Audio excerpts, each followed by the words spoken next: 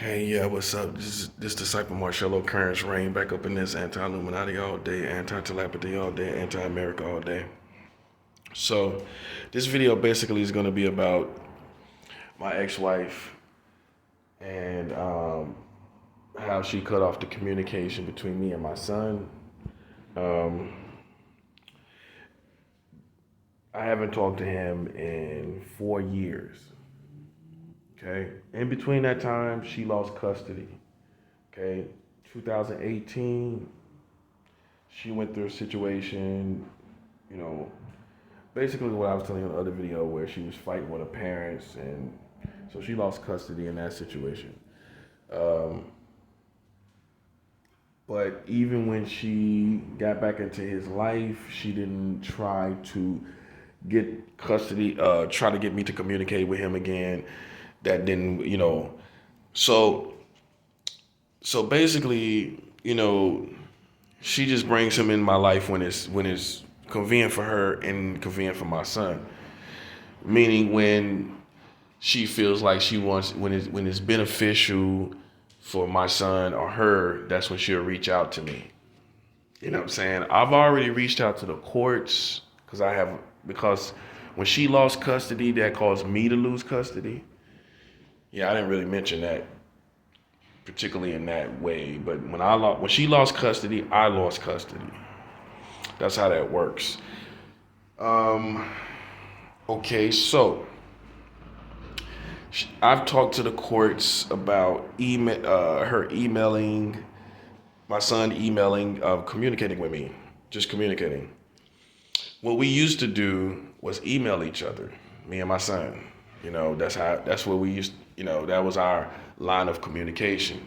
And we both enjoyed it. I enjoyed it. He enjoyed it. It was beautiful. You know what I'm saying? And then the holidays came 2017, 4 years ago. She tells me that she don't want me promising him gifts. You know what I'm saying? Which I've never done it. Like, I've never said I'm gonna do something that I can't and then I don't do it. I just don't. I just won't say nothing at all if I can't do it. But my mom was promising some little piano keyboard to him, and she shut down. As a result, she shut down the conversation. She shut down the communication between me and my son because she didn't want him to be disappointed. Because I guess she didn't feel like my mom would follow through and send the keyboard. But after the holidays, she didn't pick it back up. So I reached out to her and I was like, well, what's going on? She was like, well, I'll let you know something to the extent of she'll let me know when she wants to pick it back up with me talking to me and my son talking. Okay, so that's been 4 years ago. You know what I'm saying? So she just reaches out to me when it's convenient. Like, I talked to her earlier this year. She still, and I've been in my, this place where I'm staying for like 7 months, and she has the whole time I've been in this motel slash apartment room. It's supposed to be a studio, but it's really it's an old motel. So, but since I've been here, she hasn't text me, said anything about me and my son talking or whatever. I don't have a relationship with her. You know what I'm saying? I divorced her. So what she's been doing, she calls and we'll talk and whatever, but she don't make any advancement as far as me and my son talking.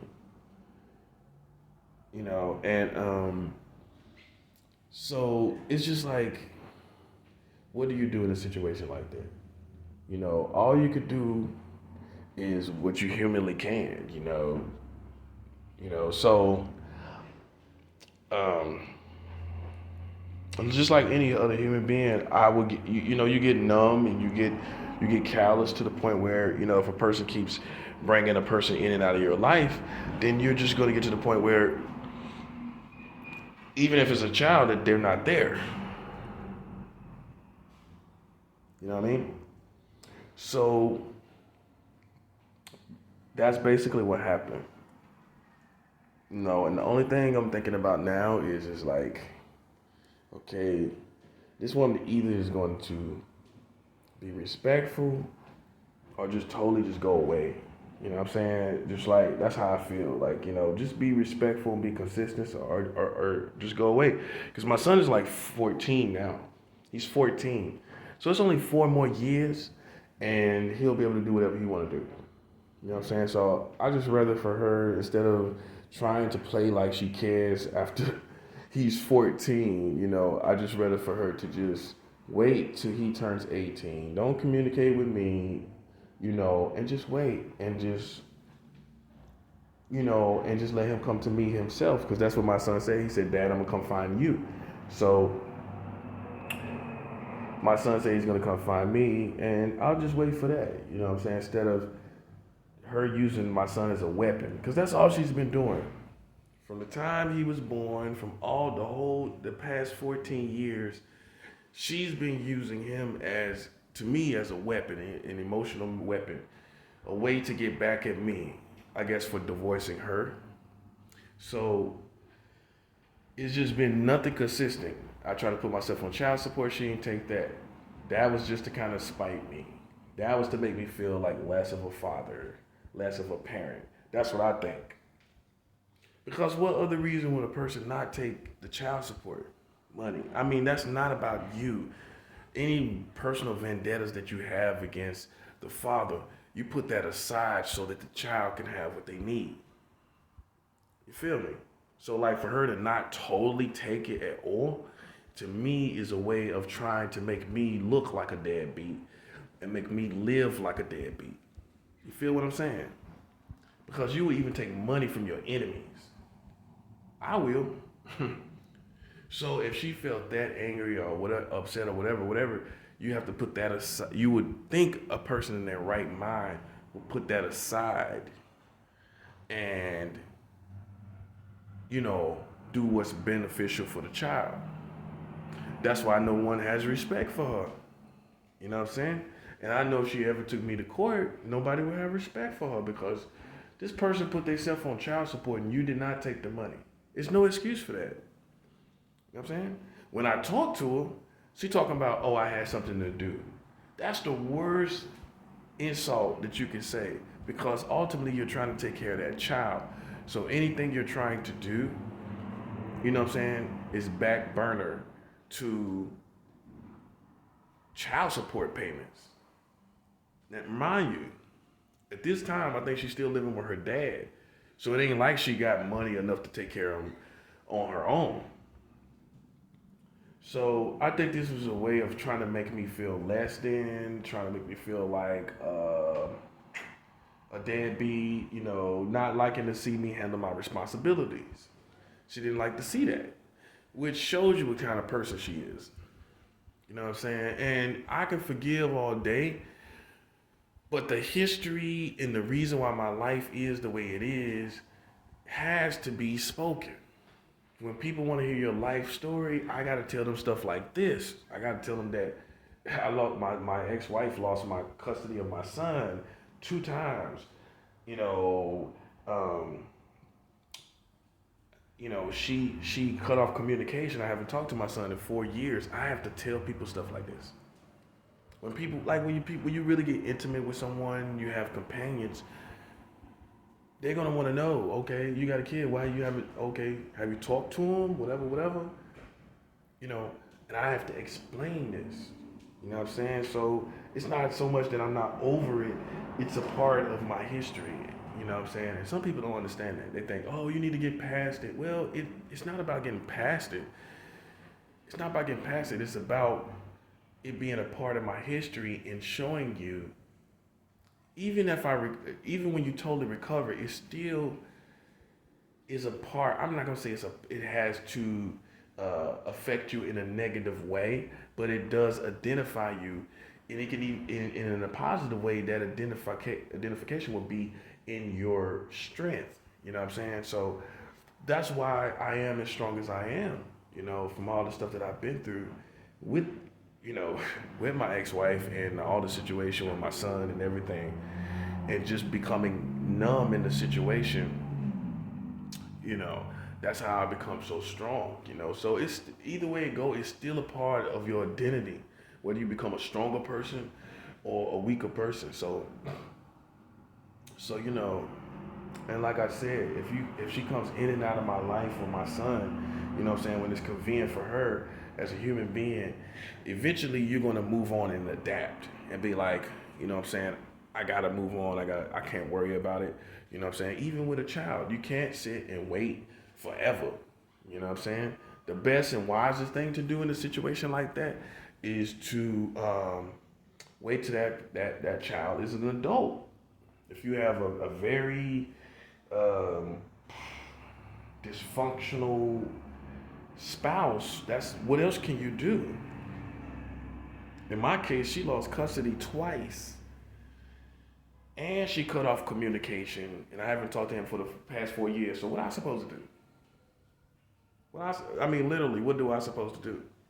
I'm supposed to move on. I'm supposed to move on with life. This person is not, you know. And then when I actually went to the courts and asked them to hook up me being able to communicate with him, and then nothing comes back from the courts and nothing comes back from the state of Florida, then what I supposed to do? You feel me? So you know that's that. I just say all that to say sometimes men have to move on. Women have to move on. If somebody especially is using the child as a weapon, you know, you gotta move on. You know what I'm saying? You gotta move on. You can't, cause that's all they doing. That's their only intention. Even if you do, like in my case, I was communicating with them. It's just like almost like it's still in the back of their mind. They always are looking for a way to use. They're waiting to use that person, use that child as a weapon. At some point, they're gonna try to use that child as a weapon. And it's worse when you start communicating and you get the ball rolling, and then for whatever reason, you know what I'm saying, they want to cut off the communication. And so for that case, she may have felt like, okay, well, you're not able to provide nothing for him for Christmas, so I don't want you talking to him no more. You know what I'm saying? This is what I'm thinking. You know what I'm saying? And because I didn't promise him any gifts. You know, it was my mother that promised him a gift. So her cutting communication off with me, you know, I'm not a simple person. I mean, that's my mother promising him a gift, you know, not me. So I'm not going to say anything about a gift. You know what I'm saying? So, you know, but my son is just glad to be, was just glad to be communicating with me just like I was. You know what I'm saying? So that's why I'm in the situation I'm in. And, you know, and on that note, it's good to also say, man, too, man, you know, when it comes to women and men, I mean, you know, marriage and divorce, people don't understand. They'll tell you to move on. They'll tell you all of this and that and the third, but you are where you are because of that person. And I know this goes against all these inspirational speakers, mentors, but people need to hear this. You know, you are where you are because of that person. Because if everything had worked out, you would still be with that person. You would not be where you at. Literally, you would not be where you at. So even though you don't have to stay in a negative situation, it's no way in the world you can hide and be blind to the facts that person is literally the reason why you're standing where you're standing, whether it's good or bad. I'm not trying to define whether it's a bad or good situation, but we both know, we all know literally, if you had stayed with that person and the relationship worked out literally, then you literally would not be where you are now. So that would never change. You will always be where you are because it didn't work out with that person. That's a fact. Whether it's good or bad, your situation is good or bad, it still is a common sense thing to know that if you would still be with them, then you wouldn't be producing any of the negativity that you're producing right now in your life. None of this would be going on. So then a person like me that's smart like that, I think about all the negative stuff that happened. Like me being going back to be like a homosexual man making a move on me in 2016. You know, like I tell people, in my life, I always like women, but I lost my virginity at 9 years old to an older boy cousin. Okay, but then I did nothing all throughout my teenage years with men, or nothing in my 20s either. Then I got to my about 30, what 30? That was 35. Well, 34. Yeah, I think it was 34. And I was having drinks with a black military man, and he made a move on me without my consent. I didn't ask. I didn't put myself in that particular situation. That was my very, very, very, very, very first adult gay experience. I didn't put myself in that situation. I was drinking. We had like 2/5 of vodka here in New York City in 2016. Okay, and he pulled my tank top to the side and started licking my nipple and stroking my penis through my pants. So I'm like really tipsy, like 2/5 of vodka, right? So that's how that happened. That was my first experience. After that, I didn't really act on it. Then I got into, I met this other guy and kind of the same situation. I didn't really know if he was gay. I didn't know he was gay. You know what I'm saying? So something happened in that situation where, well, basically, I just was totally comfortable with that person, and I was just really comfortable, and I didn't expect to do anything with that person, but we were in the same motel room, and and so being in the same space, he made a move on me, but I say all that to say that if I had still been with my wife, that would have never happened. Because, and some people say, well, it was always in you. No, that's not true. Because I didn't have it. Like for me, I promise you, God knows it's the truth. I didn't struggle with any gay homosexual thoughts in my mind. I didn't struggle with me being a man. I didn't struggle with uh, uh, some kind of feelings, and that's a fact, So, and you can see the nature of what happened and how I told you it happened. I had these guys make moves on me, you know, and the very first experience, like I said in 2016, I was just drinking with the guy. I wasn't in a bed with him. I wasn't like, in any suggestive situation. I was having drinks with him like a homie, like like a friend, like a street friend. That was the energy. At least I thought it was. You know what I'm saying? But I would have never been in that situation if my wife would have wanted to have something in life. We had our own apartment. We had a car between each of us, and we both were working. That's what y'all needed to realize. We both were working. We had our own apartment. She couldn't complain about that. And that was the last state of my marriage. Inspired, we could always talk about, kick somebody when they were down, when they wasn't working, whatever, whatever. But the bottom line is, when my relationship ended with my ex-wife, we both were working. We had a car in between us, and we had our own apartment. And our son was a newborn. He was an infant. So my everyday routine was drop my son off at his grandmother's house, my mother-in-law. Me driving, my license is down in Florida. I have a Florida driver's license, but it's expired. There's a lot of fees on it and things. I would drop my son off at his grandmother's house. I would drop my wife off. She used to work at Coca-Cola, and Coca-Cola customer service. So I drop her off, and then I keep the car for myself and go to work. So that was my responsibility. That was my level of responsibility. That was my routine. So there was no infidelity. There was nothing crazy that happened. It just came up to drama. You know what I'm saying, from her side. And I think one of the worst situations, because me being a Christian, I didn't want my son in a bar like Chili's. I considered like Chili's and Applebee's like a bar. So I'm gonna give you a perfect example. This is when we were together that year for my birthday. So we got our own apartment, like I told you. We were both working. My wife wanted to surprise me and take me to a Chili in like downtown Tampa. Okay, I think it was a Chili's, or it may have been an Applebee's. It was either Chili's or Applebee's.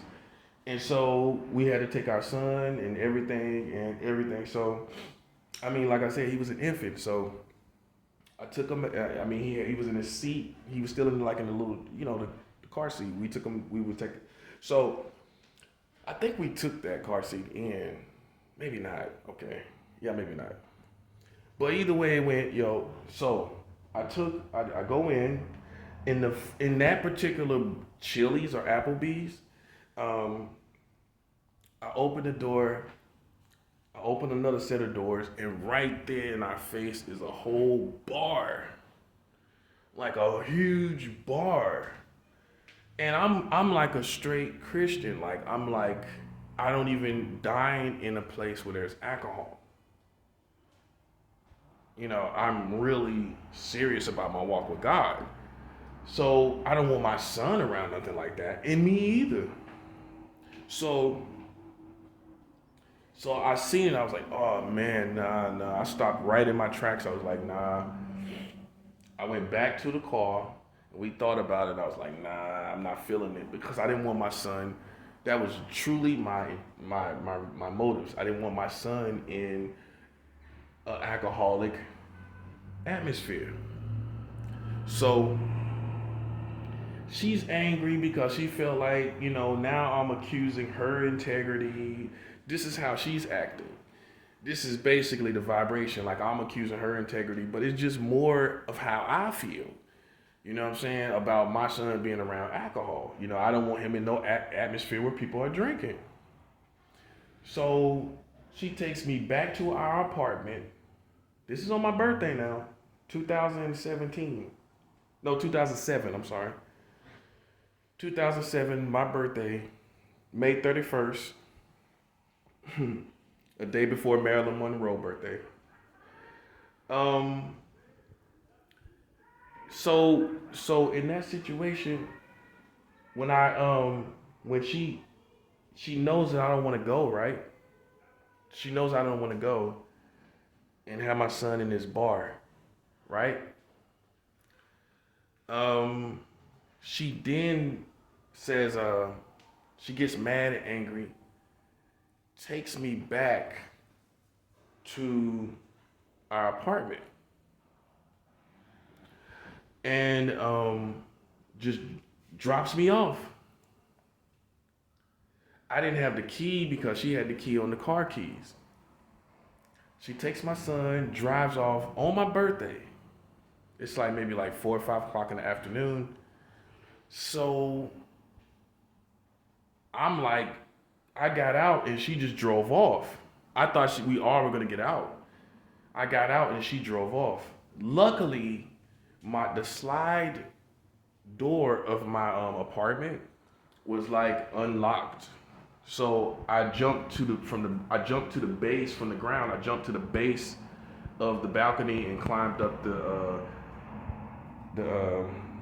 basically the balcony. And then when I got up there, the door was unlocked and everything like that. So that's how basically I got in that for my birthday. That shows you how cruel she was. So I had to stay alone because I stood for what was right. I didn't want my son around alcohol. That's what kind of woman I had to deal with. Most women will be glad to have a man that wants their son, their child to be in, that it forces their child to be in a pure situation.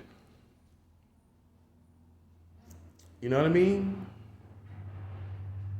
And like I said, right, that happened on my birthday, May 31st. Like like I like to say, like I want to say, like day before Marilyn Monroe, her birthday. Um, that's that's what happened, you know. And so I just feel like, man, you know, it's no excuse for that. You can see in a perfect example, there was no argument. She wasn't. There was nothing I said crazy or nothing. But you see her behavior. I just didn't want my son in an alcoholic atmosphere. We didn't have no hard words, no harsh words. I didn't say anything harsh to her or anything. I was just like, I just don't want him being there. That's how I feel about it. You know, it's my birthday. Okay? So I'm like, you know, that's all it is. So I get